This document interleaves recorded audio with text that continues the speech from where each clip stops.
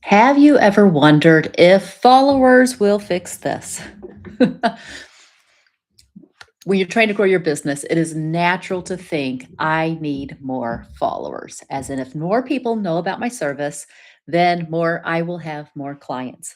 And it is so hard to solve a false problem. What do I mean by that? I mean that if we are so convinced that the lack of followers is what is keeping us from growing our business or from getting our message out or whatever it is, then we will keep on obsessing over and trying to fix the wrong thing. Ask me how I know. Ask me how I know for sure that obsessing over your follower number is the wrong metric. It's because that is the one that I have come back to over and over and over again. And so I'm going to show you what happens when we obsess over like follower count number. And by the way, just for full disclosure, I did not learn this actually from some kind of internet guru. I learned it from my own experience. I learned it from church. This is applied to church so strongly. And I learned it from because it's a basic principle actually when we slow down and think about it. But there is let me just say this, the reason we don't slow down to think about what am I actually measuring my success on is because everything on all the social media platforms is geared towards getting likes and subscribers and numbers and metrics. So now, listen, I am not also saying that the more people that see it, the more people that share it, the more people that like it does not actually help us. It does if we have something. So I I was sitting with my spiritual mentor talking about this and my frustration and I brought this frustration up a couple of times and that I need more followers to grow my business. And it felt so debilitating because I couldn't actually force the followers to show up. I mean, which by the way, this also kind of reminds me of the church problem of like so many times I've been a little bit frustrated when I am visiting churches when somebody will be saying, "You need to be listening to me. You need to be listening to me." And I'm like, "You need to become a better preacher so that you can hold my attention better." Don't assume you have a captive audience. I mean, I'm captive here for this hour because I don't want to walk out and be rude, but I don't have to come back to you. If you are not feeding me, if you're not making it worth my time, if I do not feel like I'm supposed to be here, I don't have to be here. But we are used to sometimes that captive audience thing. You're probably not, but we grew up under it as in we went to school and we had to listen to our teacher. We went to college and we had to listen to our professor. We go to work and we have to listen to our boss. And so then we get to entrepreneurship and we find out people don't have to listen to us. So what do we have to do? We have to give them a reason to listen to us. So, followers will not fix what is a weak promise, but uh, a strong promise will fix and find more followers. A strong promise will fix your problem and find more followers. So I asked this question of my husband last night. I gave him the title of YouTube and I said, how would you answer this? You don't actually need more followers. You need, and he said, to serve your clients better, which by the way, that is not actually a wrong answer because that is like part of the solution. And I'll get to that in just a second. So, we are going to talk about what you actually need instead of fixating on how many followers you have. And what you actually need is a stronger promise. But the question then becomes what makes a promise strong? So, last week, I kind of left it on a cliffhanger, I realized as I was listening to it.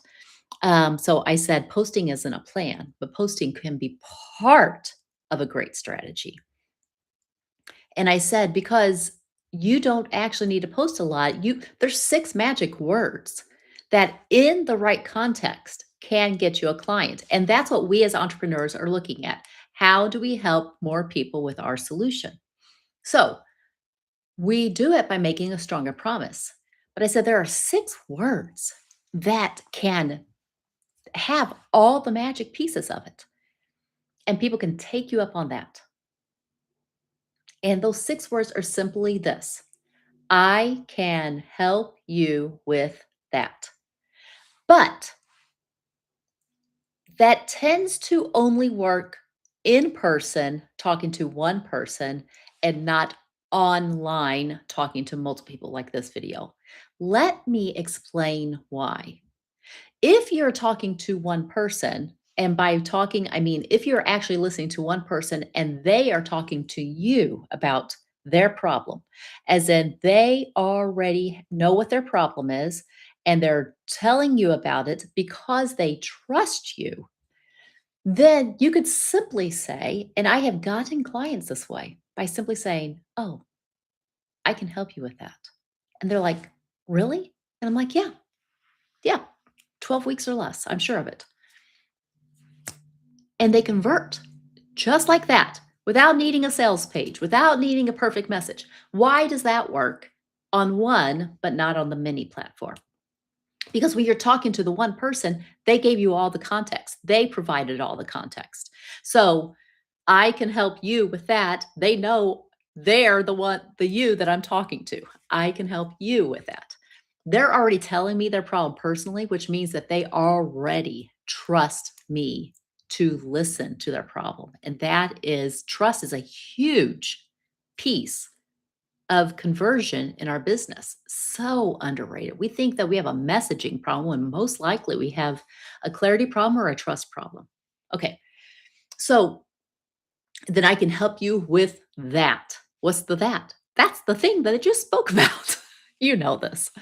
So, but when we go online, if I just got up and I said, "Hey, listen, I can help you with that." And people are like, "What are you even talking about?" Right. So we have to give people more of the context. Who am I, can help you. Who is you with that? What's the that we're even talking about? So when we so that's what we're trying to accomplish, is somebody saying yes to that simple promise. I can help you with that.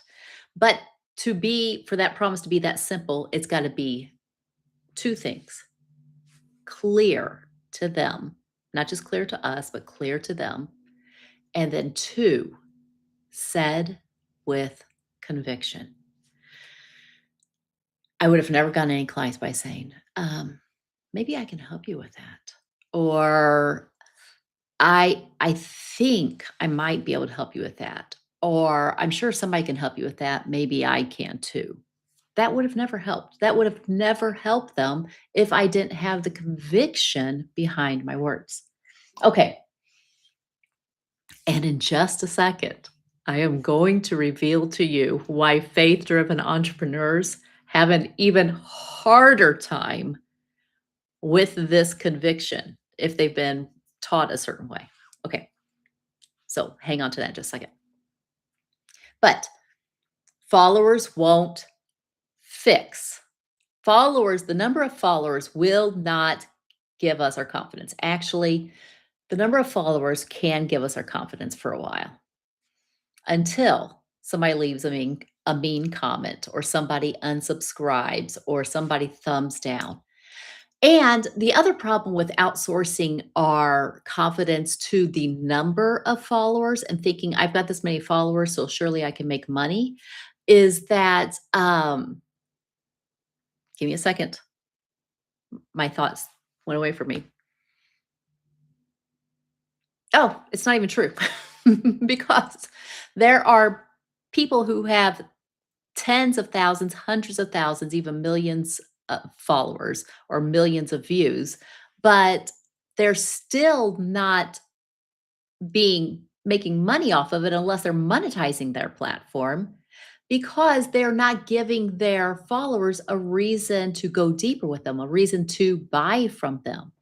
So that's why I'm saying the follower count is not the metric that we want to pay attention to first. If we pay attention to the follower count first, then we'll, number one, be tempted to keep on changing our offer. Number two, be tempted to keep on changing our message every time a piece of our content does pop off. So, what do followers actually follow? A clear promise. A strong promise. So that's a strong promise is a clear promise and a promise said with conviction. But here's the benefit. If you'll focus on the promise being the lead point that you want to get expert at, then you will find more followers. It'll speed up your follower gathering. I mean, it's the online viral space is kind of like easy come, easy go. As in, if they came in easily, you have to give them a strong reason to stick around. I joined a Facebook group called Introverted Christian Memes. Why? Because of the title. I identified as introverted, I identified as Christian, and I saw memes as being something funny. And they post something funny every single day, and it is a laugh of the day, and I love it, and I get their humor. It cracks me up.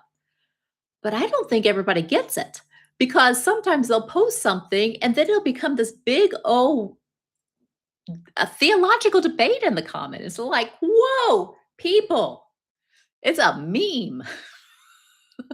This was supposed to be light-hearted fun. And so there are people that leave, and I have thought about leaving just because I'm like, don't need the extra drama in my life. But I've also learned sometimes I just don't need to click on the comments. Just take the meme for what it is, put my laugh there, put my funny little comment there, and move on. That's what I'm talking about. It's the promise that keeps people sticking around, staying around, and the staying around, the stickiness of that is what then gets the algorithm to be like, oh, this works. Let's send them more people.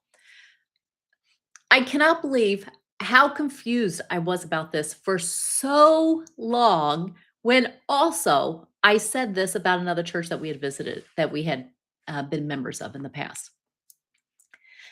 This church, I still love this church, and I still love the preacher of this church. But he was a very, very charismatic speaker. He had an ability to bring people in the door so quickly and to get them interested. And people are like, oh, wow, I want to be a part of this ministry. But his problem was the back door of the church was open just as wide as the front door was open. And he didn't know how to get them to stay around long term. There was a 1 to 2 year turnaround. And there was a really strong reason for the turnaround. And I'm not going to go into it here. But that's what I'm saying. If we focus on followers, then we will look at that front end metric of, look, people are liking this, people are laughing at this, people are saying this. But if it's not converting on the back end, or if they're leaving too quickly on the back end, then we are not actually solving the right problem. What is our promise, and are we being faithful to it?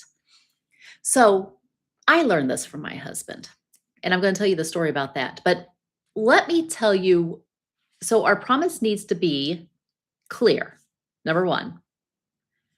Secondly, it's going to need to be consistently said. So it needs to be clear so it's understandable. It might feel like it's understandable to you, but you have to make sure that it's understandable to your audience. So practice saying it to regular people. Practice saying it one-on-one in person. Does it make sense when I say, and this is what I did with my last offer, find the one move that will grow your business this week without adding more to your plate. Does that make sense to a business owner? Does that make sense to an entrepreneur? Does that make sense to a person who feels like their business is overtaking their life? Ask the same thing. Does what I'm offering, number one, am I even offering something? Am I even making them a promise that I can help you with that? Number two, am I saying it clearly? And am I saying it consistently?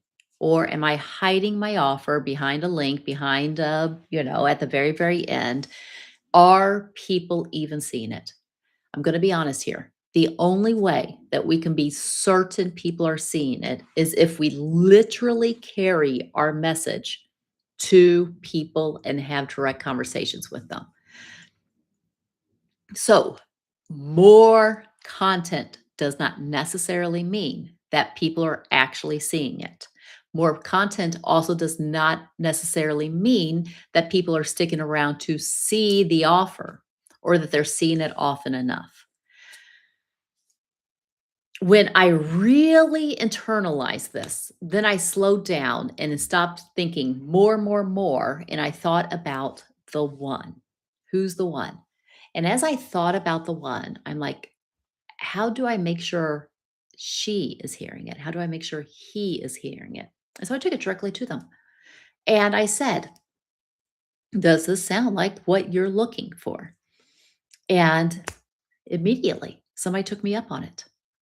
And get this, the only reason she had not taken me up on it before, she couldn't find the link. So, what's your promise? What's the promise that you're making those followers? Okay. More people will not solve a weak promise. A strong promise will. Okay. And what are the things that make a strong promise? That it's clear, that it's said consistently, and that thirdly, it's said with conviction. Now, this is what I wanted to say about conviction. It's not just what you say, it is how strongly you believe it yourself that you're giving it to others. And this is the wild thing about faith driven entrepreneurs. If you were raised a certain way, or if you've thought about this a lot, you might be tempted to think, well, the reason my business is not growing, the reason my message is not converting is because maybe it's not the will of God. Maybe God wants me to do something else. This is the message that if somebody could have told me this about 3 years ago, I could be 3 years down the road. Because this was the secret doubt that I was carrying around that kept me from saying things with conviction enough. Maybe it's not working because that was my question. Is it not working because I haven't said it enough, or is it not working because secretly God's wanting something else in my life? And it was the secret fear that God is secretly wanting something else, that I might not be quite aligned with the will of God. And I've even used that language before in my videos. Fully aligned, partially aligned, getting in line. So, because we tend to think in black and white thinking on God's will on this. And it's because of the language we use. But what if that is actually the problem? What if we're creating our own doubt in a place that needed no doubt? Not even a bit, not at all. All right, so this is how, if you are used to asking the question, is this your will, God? Show me, or show me that this is not your will. And then you're tempted to take low engagement or low views, or nobody took me up on this offer yet as evidence that maybe this is not God's will. This is for you. Hear me so carefully. Instead of asking it that way, am I in God's will or out of God's will? Instead of assuming it's an in of God's will or out of God's will thing, or it's in alignment or out of alignment, I want you to ask yourself a different question. Am I for God's will or against God's will? See, so many times we've been raised to doubt ourselves, to doubt our own heart. The heart is deceitful and desperately wicked. Who can know it? And although there's truth on that, because you've heard me say, like this, but I secretly was also wondering that. This is, it's hard for us to know all the thoughts we're carrying around. It's wrong for us as Christians to keep on believing that we don't desire to follow the will of the loving Heavenly Father. That's just crazy. If you can pray with complete, direct honesty in your heart, thy kingdom come, thy will be done on earth as it is in heaven. That's part of the Lord's Prayer. Then you're for God's will. Assume you're for God's will. Now, it doesn't mean that I'm also going to sit here and say everything I do has God's stamp of approval on it. That'd be prideful and foolish. Even James teaches us to say, you make plans. Hey, I'm going to go to the city and I'm going to, dwell there and I'm going to buy and sell and trade for a year. And you ought to say, if it be God's will, I will do that. As in, set your intention. And also understand that God will direct your steps. God may shorten your days. God may expand your days. God may change things. Abraham's servant said this, Ebenezer, I being in the way, the Lord led me. Too many times we're not getting in the way. Too many times we're not taking the steps. Too many times we are looking for clues before the clues are even going to be there. And we're looking for clues at the wrong time. So get in the way, as in get in the way of God's will in a good way. Ask yourself sincerely, am I for God's will or against God's will? But honestly, if you're asking the question, the answer is you're for God's will. Obviously you are, because the only person that wants to know God's will would even ask that question. Okay? But too many times, the other way, we've secretly been asking the question, is this one particular thing, God's will? Because we are secretly, or at least I was, secretly desiring to know ahead of time whether it'll be successful or not. I had a mentor that said one time, all work works, as in it's working either for you or it's working on you. And I do not disagree with that. That is so wise. But we can only see that if we lay aside the question of, is this the will of God? Because if we're looking at our metrics, our followers, the fruitfulness of what we're seeing right now, the early signs, then we will, as evidence of being God's will, God's stamp of approval, that means God's going to bless it, that which means a success. And none of those things mean that thing. Then we will be way more confused. And if we're confused, then we cannot sell with conviction. We cannot offer somebody, yes, I can help you. We cannot serve people to the fullest degree. And so they may not be saying yes to you because your voice lacks the conviction necessary to compel them to take action now. Are there any questions on this? Does this help clear up anything for the faith-driven entrepreneur? That is the power of conviction. So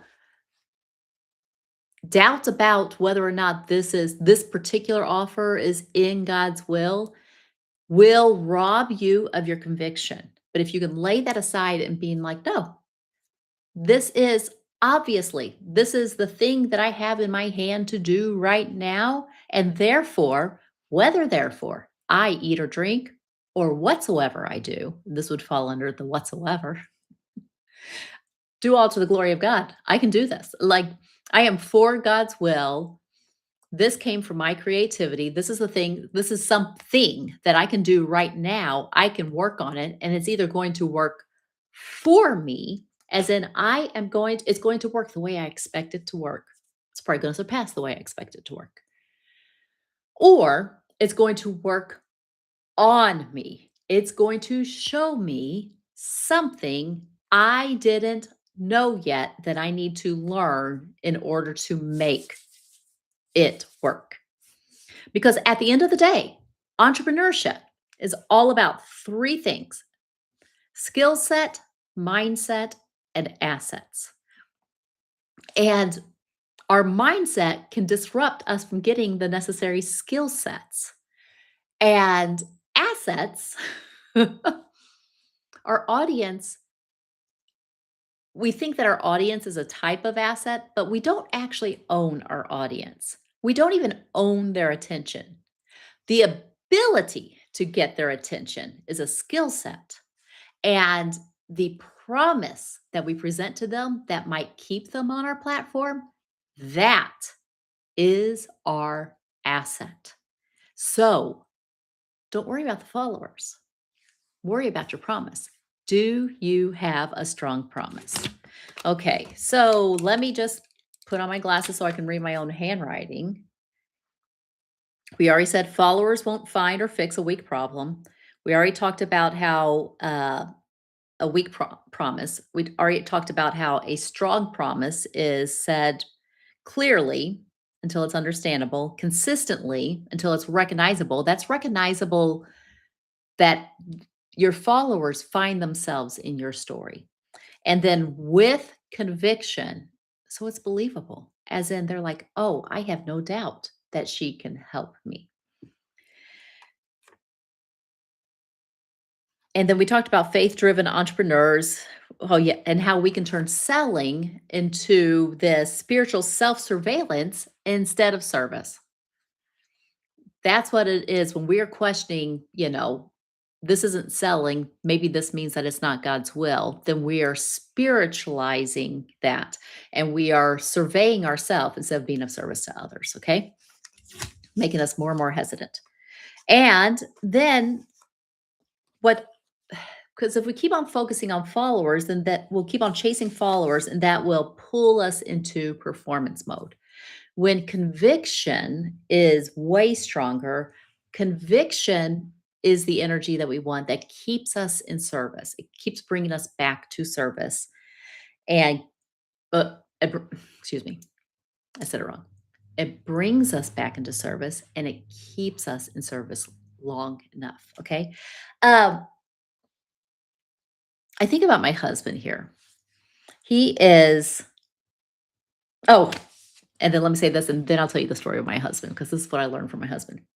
So, one move: make one clear offer this week from conviction to the people already in front of you. If there's only one thing you take from this video, it's this: make one move. Your one move this week is this: one clear offer to a person in front of you with conviction. One clear offer to a person already in your audience with conviction. So, my husband did this. And this is also, by the way, comparing to my business to my husband's business has been one of the things that has helped me grow my business online the best, because so many times we think, well, online is different than offline, than in real life. And it's like, no, running a business is the same at the principles level. Now, tactics might change, but if it's not working because we're not actually we're not putting the principle into practice. So my husband was bidding this job. He was talking to this woman about her kitchen. And she said, she was like, well, I kind of want this and I kind of want this and I kind of want this. And he says this. Now, let me ask you this. He goes, where do you want your refrigerator? And she's like, oh, I don't know. And here. I guess, I don't know. I mean, because it had to move. It could not stay where it was. And he said, he goes, let me ask you this question. How do you like to entertain? And she's like, what? And he says, well, because the way you like to entertain will change where you want to put your refrigerator. He said, for example, if you like a kind of, help yourself vibe, then you'll want to put it over here closer to the patio and, where people can come in and out and do that. He said, or if you like to have more sit down formal, you'll want to put it here where it's easier for you to reach so that you can bring things in and out. He goes, you might want to put it here so that what he was basically saying was your refrigerator placement can either invite people into the kitchen or keep people out of the kitchen. How do you like to be in the kitchen? I've said this to him many times. We're putting the refrigerator over there. Why? Because I love to have people talking to me as I'm finishing up cooking and things like that. Other people love to have a lot of people in the kitchen. The more, the merrier. No, no, no. I want people to entertain, like be talking to me and all this, but I'm doing all the things because I'm an HSP. I'm a highly sensitive person. So, I can't actually concentrate on a lot of things at one time. I go deep. So he, by watching me entertain, he knew to ask this woman, well, how do you entertain? That woman, because he asked that one question, how do you entertain? She felt so seen. She felt so taken care of that going with him and his bid was a no-brainer because he was making an unspoken promise to her. I'll take care of you. I'll take care of what you want. Even if you're not even sure what you want, I'll help you find it. That's what our people are wanting. Our people are wanting a strong promise. And that is our people, whether it's in business, whether it's in the church, whether it's in a classroom, whether it's at work. What's the promise that you are bringing to the people you serve? Being clear on that and with conviction on that will be a lot more fun and make you a lot more money. That's all I got to say about that. All right. So I hope this helped. Do you have any questions? Put it in the comments. Oh, my goodness. Talking about not being an example of what I just preached. Tomorrow, if you have any softness around this, if you're like, I'm not sure what my promise is, or I don't know what's got me stuck, I can help with that. I am doing a workshop, the TimeRich Business Reset. Now, whether it's your business or your life that is fussing against each other and you're wanting something to grow, but something is stopping it, I will help you find the one move that will grow your business without adding more to your plate. So your business will not take over your life. Or maybe if it's your life taking over your business, then we'll just reverse that formula. But here's the deal. We constantly are sold every single day on you just need to do more. And I disagree with that. I know this for a fact. We need to get clear on what's the one thing that we can do this week to make progress. Because as we're constantly chasing more followers, more posting, doing more, it's scattering our effort. And our scattered effort is pulling in weak results. So if you're ready to have real growth without the overload, then come to the Time Rich Business Reset and we'll find the one move for your business for this week. Sound good? Go to aprilbragg.com/reset. I will also put the link in the comments. Okay. All right. Can't wait to see your clicks or see your comments. Hopefully this has helped. Share it if it has. Subscribe if you like it. And I will see you next Wednesday. Oh, and you're going to love, love, love, love this video. Your yes is too expensive. And I'm going to help you be able to solve that problem if your yeses are feeling too expensive. Okay. All right. See you then. Bye-bye.